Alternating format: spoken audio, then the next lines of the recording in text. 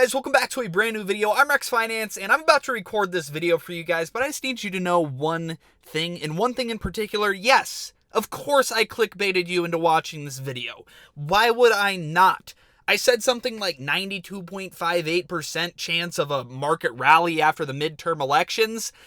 Turns out that number's actually 100% if we look at history, so I reverse clickbaited you, because if I said there's a 100% chance of a rally, I don't think you would have clicked this video. Let's be honest. So, just being honest with you out there, putting not clickbait in the title is clickbait, and changing that number from 100% to 92.58% is reverse clickbait.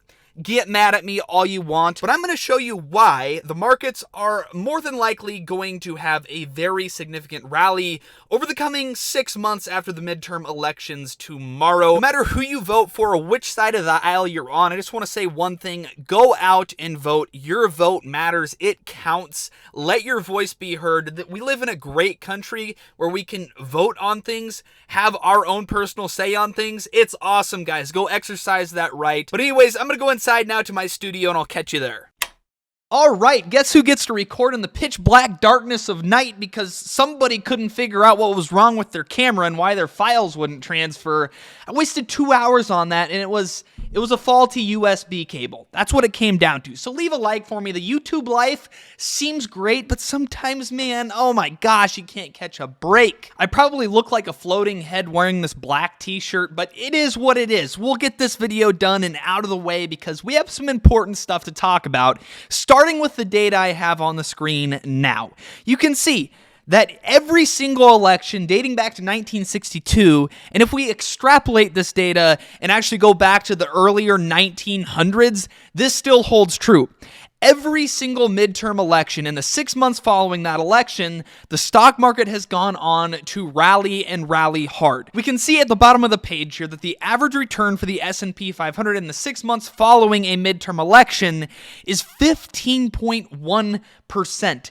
That is basically double what you can expect to return from the stock market in an average year, all packed into 6 months. And this holds true whether a Democrat is our president or a Republican is our president, in any which way of the Congress going left or right or the Senate going left or right. This has always held true.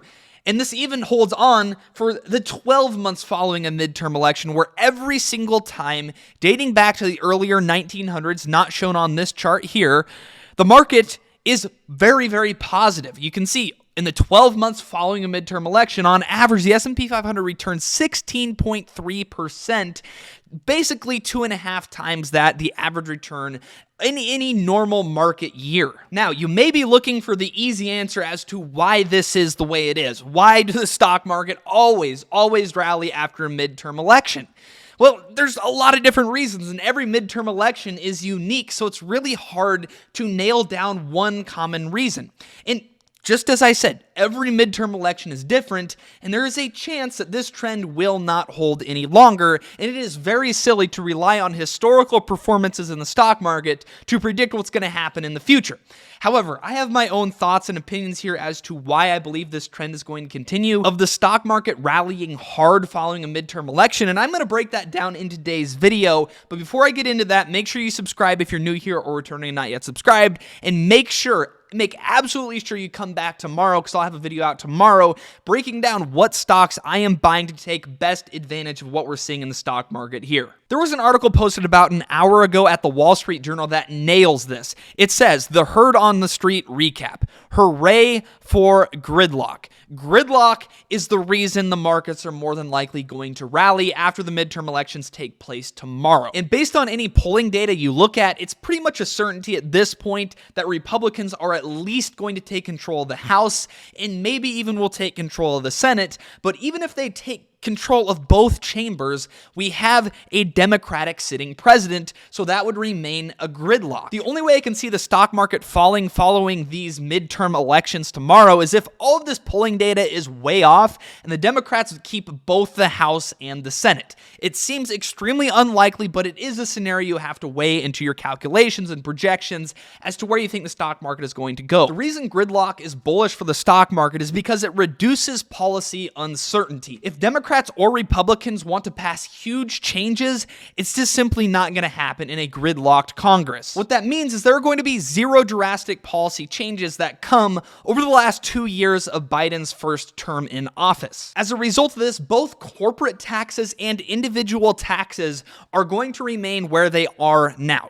There is 0% chance in a gridlocked Congress that taxes are going to increase for corporations and individuals. What that does is it leaves businesses with more profits and cash left over that they can either choose to reinvest into their company or divvy out to shareholders. And if individual tax rates stay the same, that means that individuals and consumers are going to have more money left over at the end of the day to spend, save, or invest, up to their choosing. It doesn't take a genius to see the positive impacts on the economy that something like that could have. Taxes in general have a huge impact on the economy and as a result, the stock market itself. The other major benefit to a gridlocked Congress is that the United States government would be far less likely to attack huge companies and big tech in general, whether it be Microsoft, Apple, Google, Amazon, you name it. For example, the one that's been in the news recently is Microsoft's anticipated acquisition of Activision Blizzard, which creates the games like Call of Duty and Overwatch and things like that. Obviously, Microsoft owns Xbox, which is why governments around the world are scrutinizing this deal, thinking that because they own Xbox and because they want to acquire a video game developing company, that they're going to create a monopoly, which they want to avoid. They want to prop up competition. And if they deem that Microsoft's acquisition of Activision Blizzard is going to decrease competition in the space or create a monopoly, the government has the power to shut that down whether you like it or not. The bulk of the onslaught of antitrust claims against big tech in general has pretty much been led by the left, and if we get Republicans in Congress to create gridlock, obviously, that gets rid of that risk for big tech, that they are not going to be shut down for creating monopolies or decreasing competition in their space. Trust me, I am right in the middle, and I am trying to be nonpartisan when I say this. But the left is the party that likes to have more control. They like the government to be bigger and have more control over the people, whereas the right generally leans the opposite direction. They want a hands-off government, not prohibiting these acquisitions and big tech growing and acquiring and merging with other businesses, creating monopolies potentially.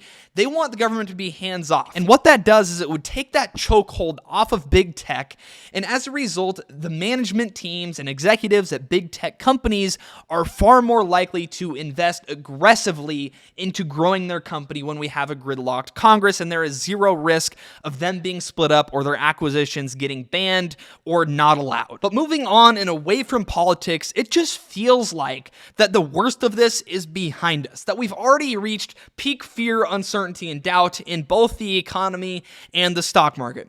And one thing that I've covered in the past on my channel, but I don't think people cover enough or pay enough attention to, is the federal government's interest payments. Look how this graph shows how their interest payments have skyrocketed as they have risen the federal funds rate. This is all very counterintuitive and a huge flaw to the current monetary system that needs fixed. We don't know how to fix it, but it needs fixed. When inflation runs hot, basically the only thing you can do is raise interest rates.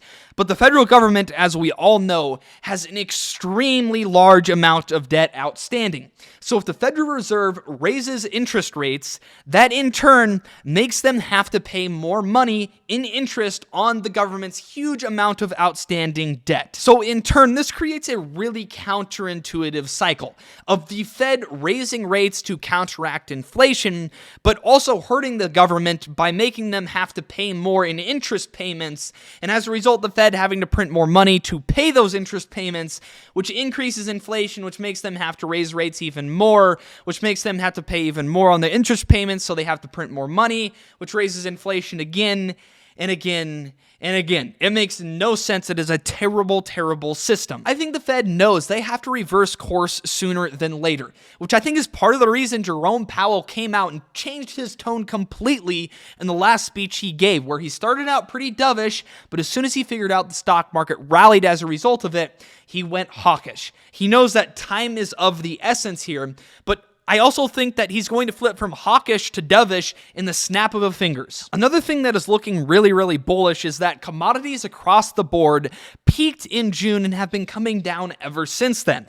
Now, the Fed continues to ignore this for whatever reason. They made the mistake of ignoring it last year when commodity prices were skyrocketing and they were still easing the economy and easing their fiscal policy. And now they're making that same mistake on the other side, not paying attention to input prices. This is the best gauge we have on inflation. Now, the reason that lower commodity prices and input prices haven't yet hit the CPI data is because of all the port blockages and supply chain constraints and bottlenecks we had last year. That was all a huge mess. So companies have to first build through and sell through all those higher priced inputs before they can get back to these lower priced inputs to start building and selling. I personally don't think the Fed is prepared for how fast this is going to hit the CPI data, but if it does, you know where you heard it first. It was here on this YouTube channel. So I could go on and on about thing after thing after thing as to why I believe the markets are looking pretty bullish right now following the midterm elections, but I'm not going to get into it because there are simply countless items that I could cover.